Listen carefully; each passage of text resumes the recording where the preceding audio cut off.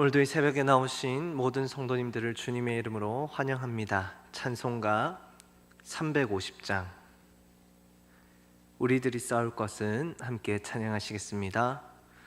우리들이 싸울 것은 혈기 아니요, 우리들이 싸울 것은 육체 아니요, 마귀 권세 맞서 싸워 깨쳐버리고 죽을 영혼 살릴 것일세.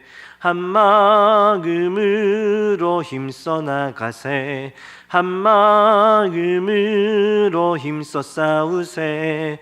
악한 마귀 군사들과 힘써 싸워서 승전고를 울리기까지 우리들이 입은 갑옷 쇠가 아니요, 우리들이 가진 검은 강철 아니요, 하나님께 받아 가진 평화의 복음 거룩하신 말씀이로다. 한 마음으로 힘써 나가세, 한 마음으로 힘써 싸우세. 악한 마귀 군사들과 힘써 싸워서 승전고를 울리기까지.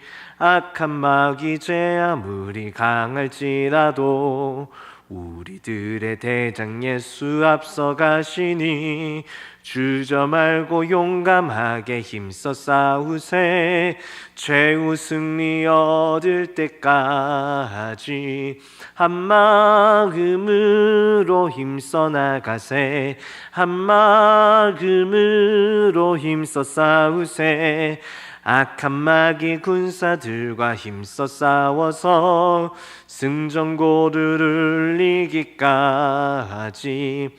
죄악 중에 빠진 사람 죄를 뉘우쳐 십자가에 달린 예수 믿기만 하면 위태한 데 빠진 영혼 구원 얻어서 전국 백성 될 것임일세.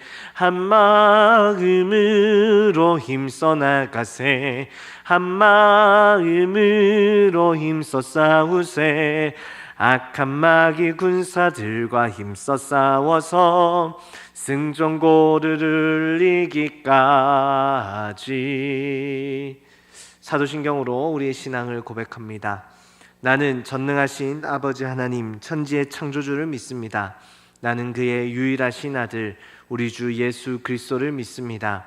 그는 성령으로 잉태되어 동정녀 마리아에게서 나시고 본디오 빌라도에게 고난을 받아 십자가에 못 박혀 죽으시고 장사된 지 사흘 만에 죽은 자 가운데서 다시 살아나셨으며 하늘에 오르시어 전능하신 아버지 하나님 우편에 앉아 계시다가 거기로부터 살아있는 자와 죽은 자를 심판하러 오십니다.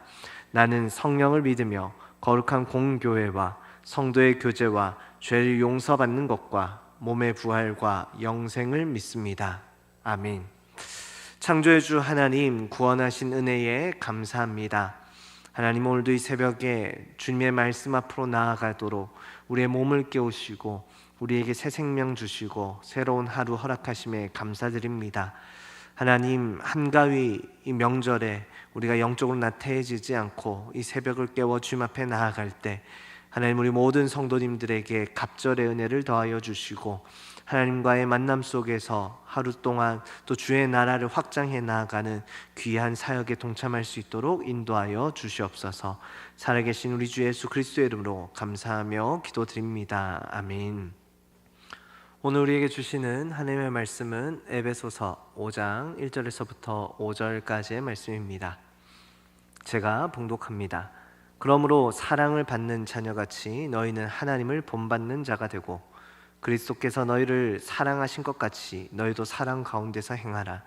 그는 우리를 위하여 자신을 버리사 향기로운 제물과 희생 제물로 하나님께 드리셨느니라. 음행과 온갖 더러운 것과 탐욕은 너희 중에서 그 이름조차도 부르지 말라. 이는 성도에게 마땅한 바니라. 누추함과 어리석은 말이나 희롱의 말이 마땅치 아니하니 오히려 감사하는 말을 하라. 너희도 정녕 이것을 알거니와 음행하는 자나 더러운 자나 탐하는 자 곧 우상 숭배자는 다 그리스도와 하나님의 나라에서 기업을 얻지 못하리니. 아멘. 흔히 사랑받고 자란 아이는 다르다라는 말을 종종 하죠. 실제로 부모의 돌봄과 관심을 충분히 받은 아이는 그렇지 못한 아이에 비해 뇌가 상당히 발달했다라는 연구들이 참 많습니다.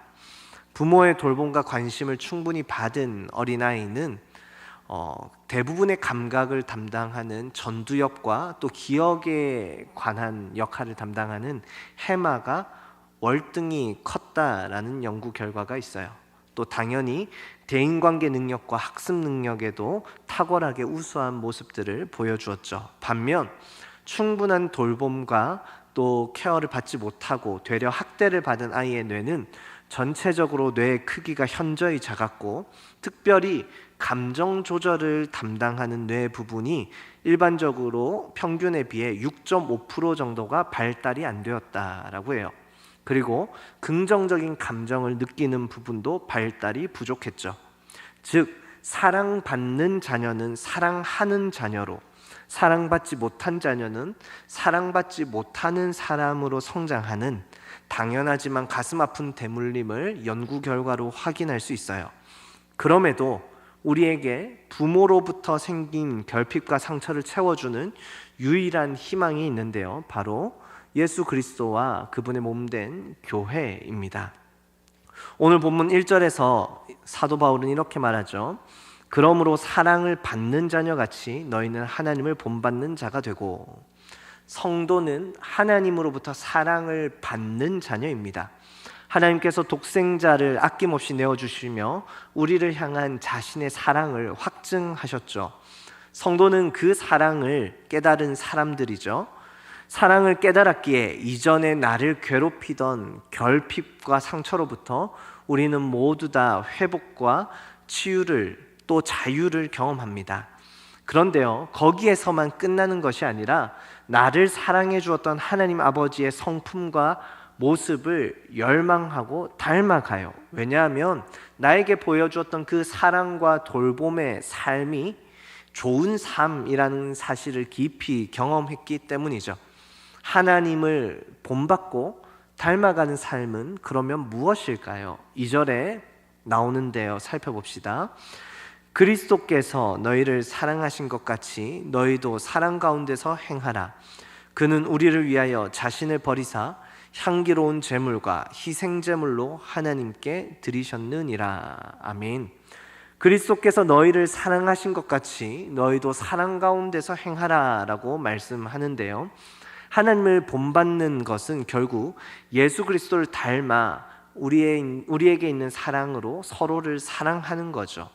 하나님은 결국 성도들이 모인 교회를 통해 이 땅을 치유하기를 원하세요. 교회는 하나님의 사랑을 본받아 실천하면서 세상의 많은 결핍과 상처를 돌보고 회복시키는 그런 역할들을 감당하는 거죠. 그래서 교회는 폭력의 폭력으로, 무관심에 무관심으로 대응하는 것이 아니라 오히려 그 악에 대항하여 환대와 공감의 길을 걸어가는 공동체가 바로 교회입니다. 교회의 행동과 태도는 무척이나 중요한데요, 우리는 안타깝게도 종종 이 교회의 위선적인 모습 때문에 상처를 받고 시험에 빠지기도 하죠. 위선적인 모습은 결국 하나님의 사랑을 온전히 경험한 자녀다운 모습이 아니죠. 여전히 상처와 결핍에 얽매여 있는 노예의 모습입니다. 바울도 에베소 교회에게 그런 연약한 부분을 주의하라고 경고하고, 하나님께 사랑받은 자녀답게 공동체 내에서 또 세상을 향해서 하나님의 사랑을 흘려보내기를 강조하는데요, 그렇기 때문에 이런 부분을 우려하고 다시 한번 교육하고 교훈하고 있습니다. 3절에서부터 5절까지 말씀인데요, 음행과 온갖 더러운 것과 탐욕은 너희 중에서 그 이름조차도 부르지 말라. 이는 성도에게 마땅한 바니라. 누추함과 어리석은 말이나 희롱의 말이 마땅치 아니하니 오히려 감사하는 말을 하라. 너희도 정녕 이것을 알거니와 음행하는 자나 더러운 자나 탐하는 자 곧 우상 숭배자는 다 그리스도와 하나님의 나라에서 기업을 얻지 못하리니. 성도는 음행과 탐욕을 하지 않고 누구에게 어리석은 말이나 희롱을 하지 말라라고 바울이 교훈하죠. 음행과 탐욕, 결핍에서부터 발생하는 거죠. 나에게 뭔가 부족함이 있으니 그 헛헛한 마음과 욕구를 음행과 탐욕이라는 것으로 채우는 겁니다. 그런데 우리 성도는 그러한 세상의 유혹이 아니라 하나님의 사랑으로 우리의 이 연약함들을 채워나가고 회복하는 존재들이죠. 바울은 타인에게 상처를 주지 말라고 합니다. 희롱하는 말이나 어리석은 말 하지 말라고 하죠. 우리는 이 모든 죄를 한 단어로 정의하는 것을 성경을 통해 확인할 수 있는데요, 사도 바울은 이 모든 것들이 우상숭배다라고 귀결해요. 왜 우상숭배라고 했을까요? 우리 모두는 상처와 결핍이 있습니다. 그런데 이것을 해결하는 과정에서 하나님보다 안목과 육신의 정욕을 해결해 줄 수 있다라는 생각을 가지고 의지하는 사람들이 더욱더 많기 때문인 거죠. 하나님을 의지하지 않고 나의 욕망에 충실하게 세상을, 그리고 그런 욕망을 더욱더 의지하는 사람들이 많기 때문에 이것을 사도 바울은 우상숭배다라고 하는 거예요. 하나님의 사랑을 무시하고 더 자극적이고 직접적인 것들을 의지하는 모습이죠. 하나님은 10계명 제1계명에서도 나 이외에 다른 신을 섬기지 말라라고 하실 정도로 우상숭배를 증오하고 미워하십니다. 그런 사람에게, 우상숭배를 하는 사람에게 하나님의 나라는 허락되지 않습니다. 너무나도 당연한 결과 아닙니까? 하나님을 의지하지 않고 살아간 사람은 하나님의 다스림을 받고 살아갈 의지가 없는 거죠. 그런데 하나님의 다스림을 받지 않는다라는 것이 바로 하나님의 나라의 백성이 될 수 없다라는 것의 증명이기도 합니다. 하나님의 나라는 하나님의 다스림을 받으면서 살아가는 일상의 현장이기 때문이죠. 특별히 교회는 우리가 하나님을 더욱 의지하며 하나님의 백성으로 살아갈 수 있도록 서로가 서로를 도와주는 곳입니다. 안목의 정욕과 탐욕을 쫓아 살아가려다가도 교회의 돌봄과 목양과 섬김을 통해서 다시금 우리의 시선을 하나님께로 고정할 수 있죠. 교회는 사랑받는 하나님의 자녀들이 모여 서로가 그 사랑을 흘려보내고 또 공유합니다. 그래서 서로가 그 안에서 성장하고 선순환의 구조 안에서 서로가 행복한 신앙생활을 할 수 있는 거죠. 개인적으로 청년교회를 담임하면서 목장 안에서 서로 사랑을 흘려보내며 누군가의 결핍과 상처를 채워주고 회복시켜주는 모습들을 종종 봅니다. 너무나도 감사한 일이죠. 최근 한 청년과 상담을 했는데요, 이 청년이 재미로 장명소에서 사주팔자를 받다가 큰 고민에 빠졌어요. 이름 때문에 건강이 나빠진다는 해석 때문이었죠. 신앙생활을 하는 청년이 무슨 그런 미신에 빠지나라고 생각하지만 생각보다 사주팔자를 보시는 권사님들도 많죠. 왜 그럴까요? 바로 우리 안에 있는 내재된 염려, 두려움을 자극하기 때문이죠. 거기에 마음이 한순간 확 빼앗겨 버립니다. 재미로 한번 볼까라고 한 것도 어느 순간 그 해석과 말에 사로잡히게 되는 거죠. 그 청년과 상담하면서 이것은 세계관의 문제이고 내가 무엇을 의지하는지에 대한 믿음의 문제라고 조언해주며 잘못된 생각들과 기준들을 바르게 잡아주는 시간을 가졌어요. 그러면서 다음 제자 훈련에 꼭 참여하면 좋겠다라고 권면했죠. 그리고 마지막에 덧붙인 말이 교회 공동체의 중요성입니다. 공동체에서 목회자와 이런 고민을 나누고 더 바른 신앙에 대한 지식을 쌓고 바르게 걸어갈 수 있는 조언, 그런 것들을 함께 나누었던 거죠. 공동체가 아니면 이러한 조정과 수정들을 우리가 신앙생활을 하면서 하기가 어렵다라는 말입니다. 우리는 공동체와 함께 그 돌봄과 목양 안에서 더 사랑받는 하나님의 자녀다운 삶으로 나아갈 수 있어요. 바라고 원하기는 교회 공동체 안에서 자녀의 삶을 누리고 우상을 쫓는 삶을 함께 경계하는 건강한 공동체 생활하시는 우리 모든 로고스 식구들이 되기를 간절히 소망합니다. 기도하겠습니다.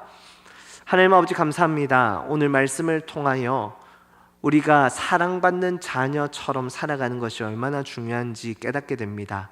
하나님을 본받고 그래서 그 하나님의 사랑을 우리 이웃과 공동체에 흘려보내는 삶, 그래서 누가 봐도 정말 사랑받는 자녀의 삶이구나, 누가 봐도 사랑이 충만한 삶이구나, 그래서 세상이 보기에 하나님을 나타내고 대변할 수 있는 삶이구나 하는 일상을 살아가기를 원합니다.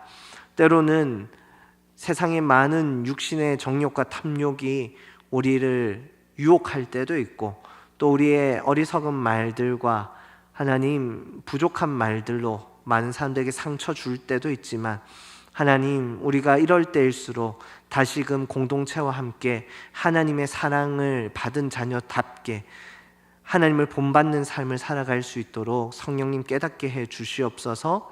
하나님, 우리가 하나님을 더욱더 의지하며 우상에게 쫓겨 살아가지 않는 삶이 되기를 원합니다.